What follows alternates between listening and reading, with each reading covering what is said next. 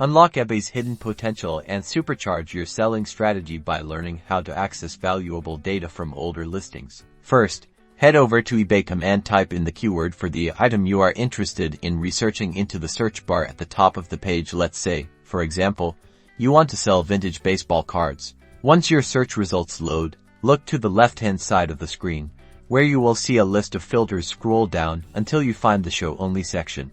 Click the Show Only drop-down menu, and tick the Sold Items and Completed Items boxes. Checking these boxes filters the current listings to only show items that have already been sold or whose listings have ended. Whether sold or not sold items show items that were successfully purchased. Completed items also include unsold items, providing a broader view of the market. Now, browse through these listings. Sold items show the final selling price, revealing what buyers are willing to pay. Analyzing completed items, including those that didn't sell, can help you understand pricing thresholds. Use this information to inform your pricing strategy, identify in-demand products, and stay ahead of the competition. With this knowledge, you will optimize your eBay selling and maximize profits.